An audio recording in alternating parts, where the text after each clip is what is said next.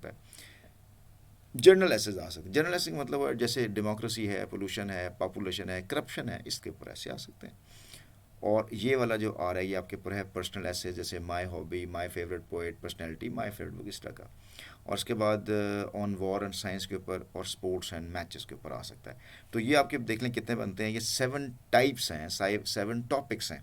इन 7 topics के ऊपर आप 7 मेजर कैटेगरी बना के इन पे आप ऐसे तैयार कर लें, तो पेपर के अंदर जो भी आएगा, या वो जनरल ऐसे में से कोई पूछ लेगा, या ऑन लाइफ पे पूछ लेगा, या पर्सनल ऐसे पूछेगा, तो उसने हमको 2 ऐसे देने हैं, तो कोई से आपने एक करना है। और मज़े की बात यह है कि उसने आपको आउटलाइन भी दी होनी है, आपने उस आउटलाइन को वो तरतीब देनी है, आंसर देने हैं, और आपका ऐसे लिखा जाएगा। है ना मज़ेदार बात। तो चलें जी, पहला आपको मैंने लिखते हैं कि हमने ना ऐसे कैसे लिखना है। तो उसके लिए टेक्निक कौन सी है जी, ये देखें, ये 5 पैराग्राफ राइटिंग टेक्निक है जो आपने फॉलो करनी है। ठीक है, एक दो फिर बोले, मैंने क्या बोला, 5 पैराग्राफ राइटिंग टेक्निक। तो कैसे आ रहा है, मतलब ये है जी 5 पैराग्राफ राइटिंग टेक्निक का मतलब ये है कि उसमें ये जो ऐसे आपके सामने आ रही है, इंट्रोडक्शन है, और एक है मिडिल पार्ट, और एक है कंक्लूजन। इंट्रोडक्शन में आपने एक पैराग्राफ लिखना है, मिडिल पार्ट के अंदर आपने 3 पैराग्राफ लिखने हैं, और कंक्लूजन में एक पैराग्राफ लिखना है। टोटल 5 पैराग्राफ हो गए। 5 पैराग्राफ जो है वो एक ऐसे बनाता है। इसकी लेंथ कितनी होगी, इससे आप मतलब ये आपका क्वेश्चन नहीं है कि लेंथ कितनी होनी चाहिए। क्वेश्चन ये है कि क्या आपने 5 पैराग्राफ लिखे हैं, और अगर आपने 5 पैराग्राफ लिखे हैं तो आपकी लेंथ इससे फ़र्क, कोई बच्चे छोटी राइटिंग में लिखते हैं, कोई बड़ी राइटिंग में लिखते हैं, तो ये बड़ा इशू नहीं है। ठीक, इशू ये है कि क्या आपने 5 पैराग्राफ लिखे हैं, और वो 5 पैराग्राफ लिखने का तरीका ये होता है कि हर पैराग्राफ में कम से कम 5 सेंटेंस होते हैं। तो क्या आपने 5 सेंटेंस लिखे हैं, और वो 5 सेंटेंस किस तरतीब में लिखे हैं, ये भी एक मैटर करता है। समझ में बात को। तो ये जो है ना, how to write a paragraph, तो पैराग्राफ कैसे लिखना है, इसमें हमें 5 सेंटेंस लिखने, कौन कौन से, एक आपका टॉपिक सेंटेंस होगा, दूसरा तीसरा और चौथा जो 3 सेंटेंस होंगे ना, वो मेरिट और डीमेरिट के ऊपर होंगे, उसी टॉपिक के वाले से।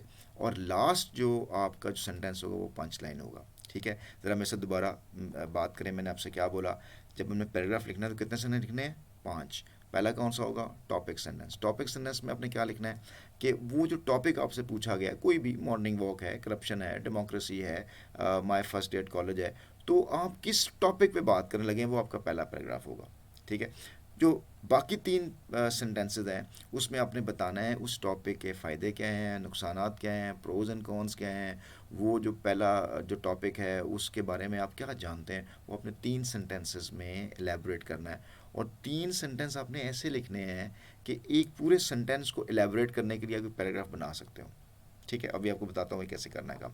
ये बहुत साइंटिफिक काम है, बड़ा इजी है, बहुत इजी, मतलब it's not a big task for you. And में जो बातें आपने ऊपर लिखी हैं उसको कंक्लूजन कर लेना। ठीक हो गया ना। तो जैसे ये topic sentence sets the tone of the essay by describing the topic and its details in just 1 or 2 sentences.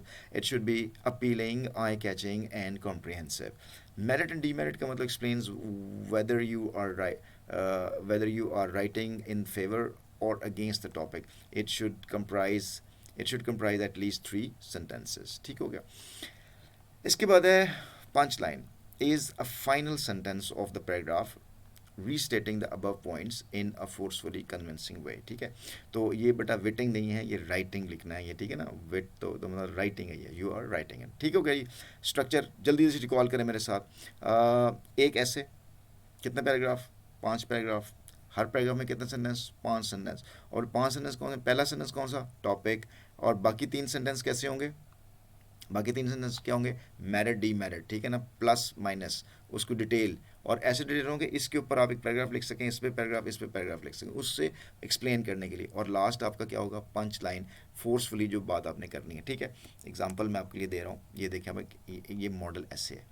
Model ऐसे में ये आपके पास टॉपिक कौन सा है, मॉर्निंग वॉक का।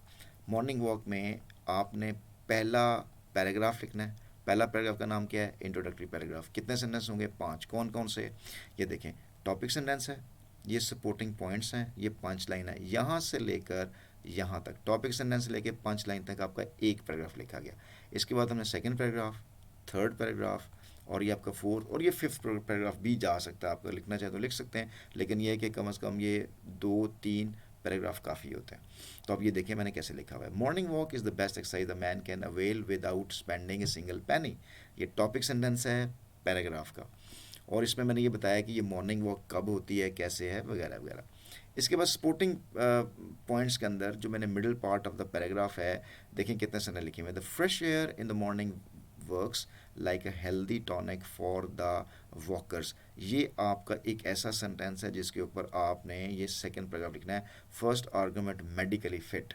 ये मेडिकली फिट है, मतलब fresh air in the morning works like a healthy tonic, ये हेल्दी टॉनिक है, यानी मॉर्निंग वॉक जो है ना वो एक मेडिकल पॉइंट ऑफ व्यू से कैसी है, आपने देखें इस सेंटेंस की बेस के ऊपर ये सेकंड पैराग्राफ लिख रहे हैं आप।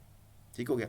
इसके बाद ये देखें अगला सेंटेंस है, the people who are in habit of morning walk witness the lush green beauty of the garden. ये जो ब्यूटी ऑफ द गार्डन है ये वाला क्या डिस्क्राइब कर रहा है, ये सेकंड आर्गुमेंट मॉर्निंग टाइम को डिस्क्राइब करना है कि मॉर्निंग टाइम कैसा होता है। तो मॉर्निंग टाइम बताएं, बर्ड्स चर्प करते हैं, ग्रीनरी होती है, फ्रेगरेंट फ्लावर होते हैं, फ्रेगरेंट मतलब फुल ऑफ स्मेल, मतलब खुशबू के साथ होते हैं, और स्वीट कूल मॉर्निंग ब्रीज होती है while walking in the lush green. वहाँ पे क्या, इसको आपने एलेबरेट करना है। देखें एक सेंटेंस वहाँ पे अपने पैराग्राफ में लिखा है, आपने पहले पैराग्राफ में लिखा है, और अगला आपका पैराग्राफ थर्ड पैराग्राफ बन रहा है, उसी को एक्सप्लेन कर रहे हैं आप। गोया अगर आपने पहला पैराग्राफ लिख लिया है तो आपने पूरा ऐसे लिख लिया है, क्योंकि आपके पास टॉपिक पॉइंट्स आ गए कि आपने क्या लिखना है। इसके बाद से the morning rituals give them freshness, energy and vigor that keep them working with all their zeal and zest। अब ये जो मॉर्निंग वॉक है उनको एनर्जी प्रोवाइड करती है, ये fresh through out the day रहते हैं वो। ठीक है जी। इसके बाद आपका जो सेंटेंस है, most of the illustrious wise man of history were in habit of getting up early in the morning. और जितने भी जो तारीख के बड़े बड़े लोग थे, जिनका आप इलामा इकबाल, कायदे आज़म, जो बड़े बड़े लोग थे, ये सुबह उठने के आदी थे। मतलब आपने इसके ऊपर आपने ये फिफ्थ पैराग्राफ लिखना है, एग्जाम्पल ऑफ फेमस मैन। तो जैसे इकबाल का कोट है कि at London winter wind like sword was biting though my want to rise at early morn I did not forgo। कि लंदन में भी न छूटे मुझसे अदाब सहर खेज़ी। ये जो अदाब सहर खेज़ी होता है इसका मतलब सुबह उठने के अदाब होते हैं। तो ये आप एक कोटेशन के साथ लिख सकते हैं, और ये आपका ऐसे कंप्लीट हो गया। कैसा है, तो ये है आपके कंक्लूजन, जिसमें आप जो बातें आपने ऊपर लिखी हैं उसको आप अपने नए लफ्ज़ों में रिपीट कर दें कि यार ये कितनी इंपॉर्टेंट है। तो उसके बाद से मैं कोशिश करूँगा कि कभी अपनी मॉर्निंग वॉक मिस ना करूँ। ठीक हो गया जी, कैसा रहा ये आपको इंट्रोडक्शन। अब हम आते हैं इसकी मज़ीद एग्जाम्पल की तरफ। पहली एग्जाम्पल हमारी फर्स्ट एग्जाम्पल, अगर आपको वो क्वेश्चन दे दे माई एम इन लाइफ के ऊपर, माई एम इन लाइफ के ऊपर, तो ये इंट्रोडक्टरी पैराग्राफ होगा आपका। ये सारा जो पैराग्राफ है ना आपका, ये आपका एक नोट्स हैं आपके। इसमें आपने इंट्रोडक्टरी पैराग्राफ के अंदर क्या लिखना है, टॉपिक सेंटेंस लिखेंगे। इसके बाद first argument, second argument, third argument, और ये 5 लाइन, गोया ये 5 सेंटेंस हो गए। इसके ऊपर आप जो है ना फिर मेन बॉडी में second paragraph, third paragraph, fourth को आप एक्सप्लेन कर देंगे। जैसे ये मैं आपको इसकी एग्जांपल यहाँ पे देता हूँ। जैसे देखें ये माई एम इन लाइफ है जी, ये माई एम इन लाइफ का ये जो आप पैराग्राफ देख रहे हो ना मेरे बच्चों, ये फर्स्ट पैराग्राफ है। अब इस फर्स्ट पैराग्राफ में आप देखो कि ये जो पहला मैंने सेंटेंस लिखा, life without aim is just like a traveller without any destination, aim is a target that is set by a person to satisfy his inner self. ये इंट्रोडक्शन है कि मैं किस बात के ऊपर बात करने जा रहा हूँ, माई एम इन लाइफ होता क्या है। ये आप अपने तौर पे खुद भी लिख सकते हैं, मैं तो आपको जस्ट एक गाइड कर रहा हूँ ना, आपको एक पैटर्न बता रहा हूँ। आप मुझसे अच्छा लिख सकते हैं, बस सोचिए और लिखिए और मुझे भेजिए कि सर ये देखिए मैंने ऐसे लिखा है। इसके बाद there are many aims a man can set for himself, actually the nature of aim determines the stature of a person। ये बेटा एक सेंटेंस नहीं है, ये एक हेडिंग है, जिस हेडिंग के ऊपर आपने जो है ना वो सेंटेंस पैराग्राफ नंबर 2 लिखना है। इस पर क्या लिखेंगे आप, एक्सप्लेन कैसे करेंगे कि जो जैसा एम होता है ना वैसे वो पर्सन होता है। बड़ा आदमी बड़ा एम रखेगा, छोटा आदमी छोटा एम रखेगा। तो इसको आपने एक्सप्लेन करना है कि ऐसा क्यों है, वो भी आपको मैं पॉइंट बता दूंगा कैसे लिखना है हमें। इसके बाद सेंटेंस है, I don't claim to have discovered myself completely but I know that I am here in this world for a special cause, hence my aim should be very special and noble one. अब मैं बात करने लगूँ मेरा क्या M है। मुझे पता है कि मैं दुनिया में आम काम करने के लिए नहीं आया, स्पेशल काम करने के लिए आया हूँ। तो मेरा एम भी क्या होना चाहिए, स्पेशल होना चाहिए। ठीक है, वो क्या है, serving humanity in my own capacity is the best aim that I could set for myself. अब मैंने बताया कि मेरा एम ये है, the aim itself is so ambitious that it provides enough energy to prepare me to face the challenges valiantly. Valiant का मतलब होता है बहादुरी से। ये बड़ा रही मैंने 4 सेंटेंस लिखे हैं। 5वां है, our prophet also has announced that the best man among us is the one who is beneficial for others. जो मेरा टारगेट था, जो मेरा एम था, वही मैंने एंड में भी लिखा कि और ये जो हमारे प्रॉफिट है वो भी कहते हैं कि तुम में से बेहतरीन इंसान वो है जो लोगों के लिए फ़ायदा मंद हो। तो मैंने ये एक पैराग्राफ लिख दिया। अब मैंने क्या शुरू करना जी, पैराग्राफ 2, उसमें मैंने ये जो सेंटेंस लिखा था देयर आर मैनी एम्स को, उसको मैंने एलैबोरेट करना है, वो मैंने यहाँ पे एलैबोरेट किया। फिर मैंने इस सेंटेंस को पकड़ा, I don't claim to have discovered myself completely but I know that I am here in this world to special cause. तो इसमें हम लिखेंगे as we have discuss that the quality of aim determines the standard of a personality. I took special care of to examine and opt for my own aim. For that, one needs to delve deep into one's soul. I used many methods to know myself and came to know that serving humanity is the aim that suits my personality, tendency, habits, action that are natural actions. अब इसमें आपने अपने M तक कैसे पहुंचे, how do you come to know that what should be your aim, आप इस पर एक्सप्लेन करेंगे। और ये आपका जो सेंटेंस था, serving humanity is my own capacity is the best aim, ये बेस्ट एम है। ये क्यों बेस्ट एम है, आप इसके ऊपर डिफाइन करेंगे। तो देखिए जी, ये पहला पैराग्राफ हो गया, नज़र आ रहा है आपको, ये दूसरा पैराग्राफ, ये तीसरा और ये चौथा पैराग्राफ। अब कौन सा पैराग्राफ रह गया, कंक्लूड करना। जो बातें आपने ऊपर लिखी हैं उसको एंड में आप कंक्लूड कर देंगे। तो आप देख लें, इसको अब याद करने के लिए, ये आपका नेचर एंड एम है, जिसकी जैसे नेचर होगी, जैसे पर्सनैलिटी होगी, उसका उतना ही बड़ा एम होगा। दूसरा, मेरा एम क्या है और मैं अपने एम को कैसे हासिल किया, मतलब कहाँ तक मैं पहुँचा। और ये है रिक्वायरमेंट कि मुझे अपने एम तक पहुंचने के लिए, उसको पूरा करने के लिए मेरे पास क्या क्या रिक्वायरमेंट्स होने चाहिए, मुझ पे क्या काम करना चाहिए। तो ये देखें भाईजान, आपके पास एक कंप्लीट ऐसे आ गया। ये सिर्फ आपके लिए गाइडलाइन के लिए है, आप इसी गाइडलाइन के ऊपर और भी बहुत से ऐसे लिख सकते हैं। लिखने के लिए आपको ज़रूरत पड़ेगी वोकैबुलरी की, लिखने की ज़रूरत पड़ेगी आपको सेंटेंस स्ट्रक्चर की, लिखने के लिए ज़रूरत पड़ेगी आपको वोकैबुलरी की, ऑब्वियसली, ठीक है। तो वोकैबुलरी और आइडियाज़ की, आइडियाज़, वोकैबुलरी, सेंटेंस स्ट्रक्चर, ये कैसे आते हैं, प्रैक्टिस से आते हैं। बैठे बैठे सुन के नहीं आएंगे। आप कलम उठाइए, अपने बारे में सोचिए, आपका एम क्या है, आप उस एम को आपने कैसे फाइंड किया कि मेरा ये एम होना चाहिए। फिर आप उस एम को बताएं कि बेनिफिट्स क्या हैं, कि ये क्यों मैंने एम सेलेक्ट किया, और उस एम को पूरा करने के लिए आपको क्या क्या मुश्किलात का सामना करना पड़ेगा। और आपको मज़े की बात, ये सारी बातें अगर वो माई एम आपको टॉपिक देगा ना, तो उसने क्वेश्चन आपको ये जो हेडिंग है ये दी होंगी, बस आपने उसको सेंटेंस स्ट्रक्चर की शक्ल में लिख लेना है। कितना आसान काम है, ठीक है जी। ले जी, इसी तरह से हम एक और टॉपिक की तरफ चलते हैं। टॉपिक है हमारे पास a visit to a historical place. और a visit to historical place में हम देखते हैं कि अगेन वही चीज़ें हैं, topic sentence, first argument, second argument, third argument, punch line, और ये आप अपनी स्क्रीन के ऊपर देख सकते हैं, you can read it out. इसमें आप कोटेशन भी ऐड कर सकते हैं, लेकिन कोटेशन कैसे ऐड करनी है, वो आर्गूमेंट के साथ जुड़ी होनी चाहिए, अलग से कोटेशन नहीं देनी आपने। ये देखें, ये आपके सामने ये क्या आ गया, ये पहला पैराग्राफ। अगेन फर्स्ट पैराग्राफ बताइए, ज़रा बताइए मेरे साथ क्या था, क्या नाम था उसका, टॉपिक सेंटेंस। क्या topic sentence, visiting different places has always been a source of learning and erudition, मतलब हिकमत कहते हैं। It is even more informative and the visiting place is some historical place because not only links are present with the past but also contains tons of untold tales, ठीक है। Perhaps this is the reason almost every college arrange a visit to historical place for its students. अब ये है college ने arrange कर दिया आपके लिए। फिर it is usually announced in the end of the academic session. It was indeed a memorable day when we reached college to visit the great historical place of the city. ये आपका तीसरा sentence. The visit provided us an insight to listen to the old buildings and trees talks to their visitor. ये इसका punch line हो गया।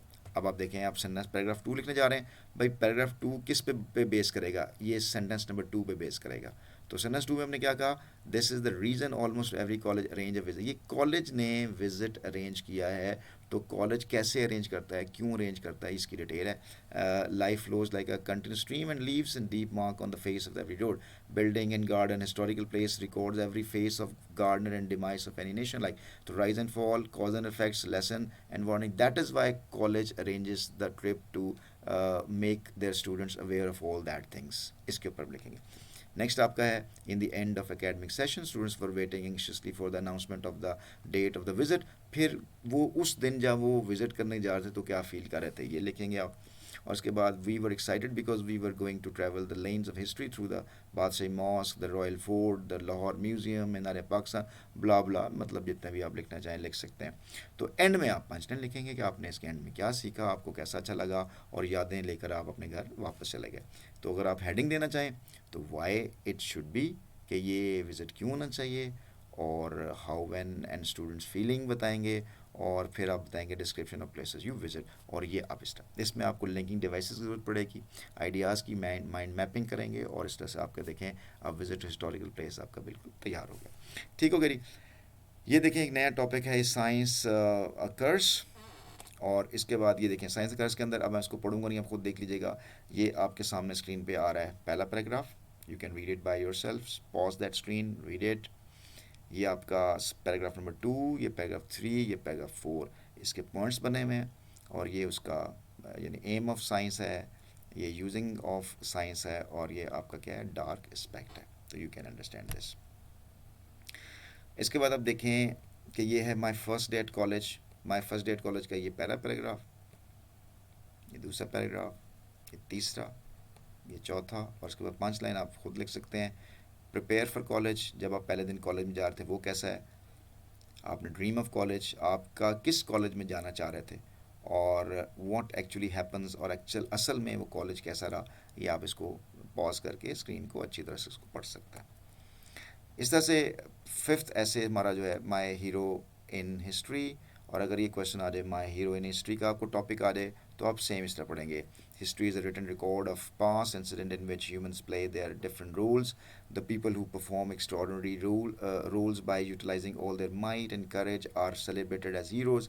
Every nation, every state and every generation has its heroes. Topic sentence, that is the reason it is really difficult to select one hero to talk about, मतलब हर तरह के hero को select करना मुश्किल होता है, हमें क्राइटेरिया सेट करना पड़ेगा। तो for Pakistan Quaid Azam was a hero, he single handedly perform so signal a service that no other could do that. तो कितना मुश्किल काम था उनका, और फिर he possessed all those charismatic abilities that are necessary for a leader, और I rate him the best among the leaders of his age. तो ये आपका पैराग्राफ 2, पैराग्राफ 3, और आप इसको ये हेडिंग देंगे डिफ़िकल्ट टू सेलेक्ट हीरो, फिर वाई कायद इज़ हीरो, और ये आप लिखेंगे हिज क्वालिटीज़। ठीक हो गया। तो इसी तरह से ये इसका ये जो माई हीरो का ये जो अल्लाह ऑलमाइटी हैज़ क्रिएटेड, ये इसको देख लें आप। ये हु इज़ हीरो बताया जा सकता है, लिख लें। ये आपका every Nations is a hero, और ये आप इस पर डिटेल्स डिस्कस कर सकते हैं। और हिज रियल ट्रेड का कायदे आज़म की असल में क्या क्या ट्रेड थी। ठीक हो गया जी। अच्छा जी, नेक्स्ट देखें एक, अब ये कोटेशंस आप इसमें ले, विलेज लाइफ है आपके पास, विलेज लाइफ का देख लें, ये आप इसको स्क्रीन पॉज करके आप इसको देख लीजिएगा किस अंदाज से लिखा हुआ है, इसकी आप प्रैक्टिस कीजिएगा। Village life, why love my country, ये वाई लव का कंट्री का देखें आपके सामने ये स्क्रीन आ रही है कैसे पहला पैराग्राफ लिखा हुआ है, और फिर वही पैराग्राफ। स्टोरीज़ ऑफ सेक्रीफाइस है, यानी लव कंट्री की वजह से क्यों, और मेरी ड्यूटीज़ क्या हैं अगर मैं मुल्क से मोहब्बत करता हूँ, और ये फ़ीचर्स ऑफ कंट्री कि मेरे मुल्क की कैसी कैसी फ़ीचर्स हैं वो आप इस पर लिख सकते हैं। इसी तरह से ये why I love my country की इस वाले से ये भी आप देख सकते हैं, ये चीज़ें सेम हैं। मोबाइल फ़ोन्स बहुत कॉमन पेपर में आ सकता है, तो मोबाइल फ़ोन के लिए ये देखें आपका first paragraph, third paragraph, fourth, और ये फिफ्थ, और ये आपका वंडर्स ऑफ मोबाइल, मोबाइल कितना वंडरफुल है, और ये डार्क एस्पेक्ट ऑफ सेल, और ये आप यूबिक्विटस यूज़ ऑफ फ़ोन का मतलब हर कोई इसको इस्तेमाल कर रहा है, तो आप इसको एक गाइडलाइन के तौर पर देख सकते हैं। इस तरह से ये मोबाइल फ़ोन का ये एक इंट्रोडक्टरी पैराग्राफ है, ये भी आप देख सकते हैं कि ये मतलब इतने वैरायटी है आप उसको करने की कि आप जिस भी आप उसको कर सकते हैं। इस तरह से माय फेवरेट हॉबी है, माय फेवरेट हॉबी और माय एम ऑलमोस्ट सेम है, उसी पैटर्न पे ये लिखा हुआ है, ये देखें। और ये देखें hobby and people, my hobby, और ये नेट सर्फिंग जो मेरी हॉबी है उसके मुताबिक चल रहा है। इसके बाद एक और टॉपिक है, अच्छा ये आपसे कोटेशन के साथ इसको रिलेट कर सकते हैं। A hobby a day keeps the doldrums away, Benjamin Franklin ने लिखा हुआ है। इस तरह से my last day at college exactly वैसी लिखेंगे जैसे आपने फर्स्ट डे के साथ लिखा है। आप इसको अगर आप पॉज करके इसको देख लीजिएगा।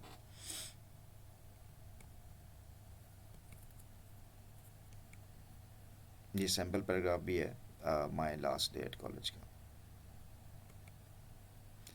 टेक्निकल एजुकेशन है, देखिए एक और तरीके से मैंने इस ऐसे को मतलब आप कैसे लिख सकते हैं, this is another way for that. Technical education आ जाए तो ये पहला सेंटेंस है। Technical education is a term that is applied to those schools, colleges, or educational institutions that facilitate the student to be skillful in trade, handicraft, applied sciences, civil engineering, modern technologies and career preparation. ये definition होगी technical education की।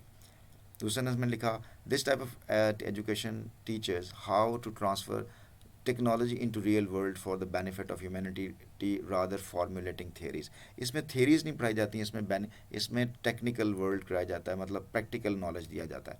ये दूसरा sentence हो गया। ये तीसरा sentence, since it is practical knowledge of operating useful gadgets and scientific invention it's scope has increased manifold.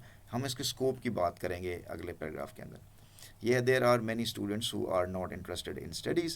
They should not waste their time in trying to rote learning the syllabus that does not appeal them. They are required to keep themselves with technical education to become a useful citizen of Pakistan. देरी मुझे बताएं ये कितने sentence लिखे गए हमने? चार। पहला, दूसरा, ये हमारा फर्स्ट, सेकेंड, थर्ड और फोर्थ, ये चार सेंटेंस लिखेंगे। इन चार सेंटेंस में ये तो आपने एक दफ़ा ही लिखना है, लेकिन ये जो आपने सेंटेंस टू लिखा है इसकी बुनियाद के ऊपर आप क्या लिखने लगेंगे?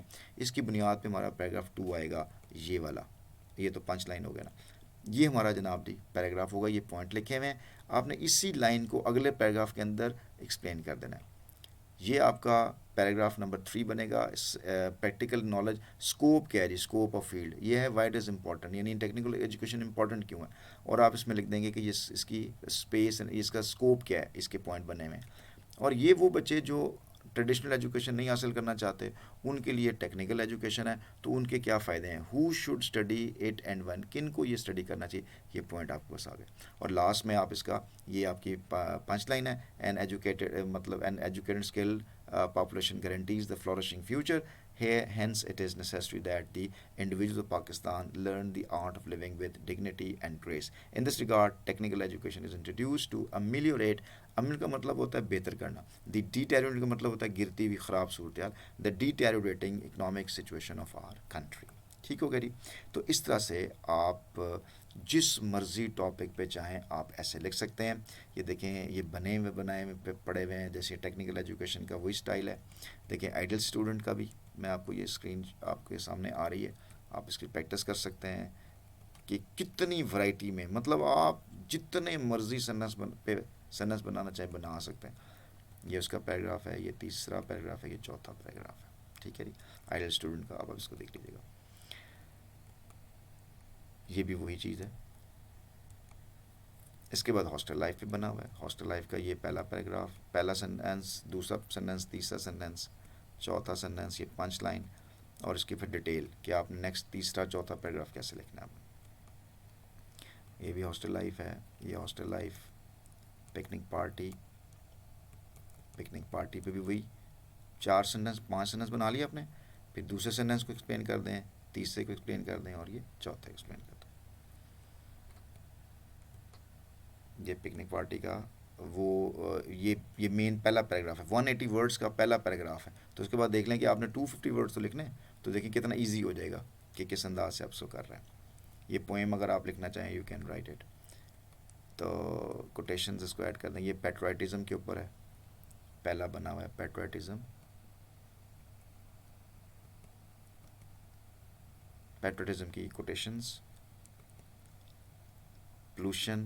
पोल्यूशन का ये पहला पैराग्राफ, ये दूसरा पैराग्राफ, ये तीसरा पैराग्राफ, ये चौथा paragraph.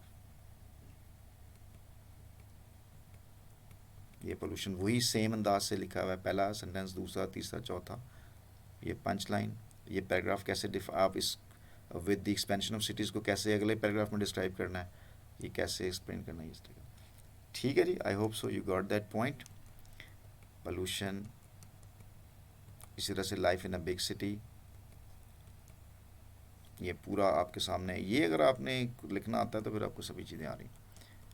Life in big city वही चीज़ है, डिफरेंट स्टाइल से।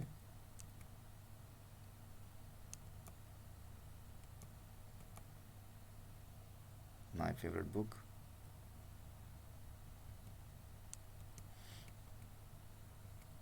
माई फेवरेट बुक, अब देख लें।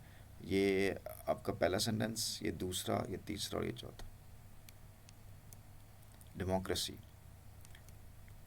डेमोक्रेसी के ये 5 सेंटेंस हो गए। ये इसकी एलेब्रेशन, अब आप इसको, बस आपने इसको एक सेंटेंस में लिखना है, बाकी आपके एसेस कंप्लीट हो गए हैं। ये कंप्यूटर एंड मॉडर्न वर्ल्ड, ये इसका पूरा फॉर्मेट आपके सामने आ गया। आप इसको स्क्रीन को रोक के इसको पढ़िएगा और ख़ुद से इसको लिख सकते हैं।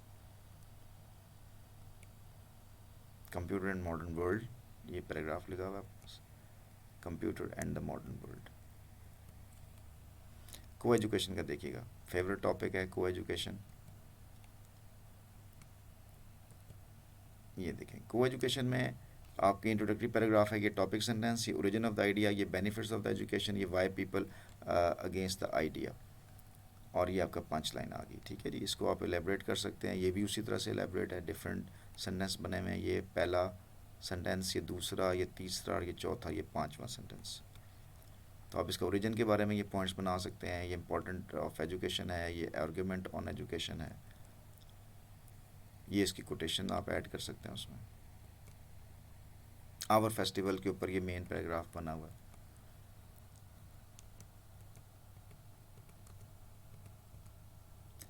ये college life, place of women in our history, place of women in our society, ये टाइम्स हैव चेंज, ये आपका मेन पैराग्राफ है। ये उसके बाद how women are being treated in Pakistan, और ये है कि status of women in Islam, heroes of women in society, role of women in our society, women in advance countries, ये कोटेशन आप इसको ऐड कर सकते हैं। और इस तरह से ये मैंने आपको 25 एसेस जो है आपकी स्क्रीन पे शेयर किए हैं। ठीक है, तो आप इसको अच्छे तरीके से, मतलब ये प्रैक्टिस, ये सिर्फ आपकी प्रैक्टिस है। अब जितनी अच्छी प्रैक्टिस करेंगे, जितना अच्छा लिखेंगे, मटेरियल आपके पास आ गया हुआ है। और इसके अलावा मज़ीद कोई क्वेश्चन होगा तो हम इसको मज़ीद डिस्कस करते हैं जी।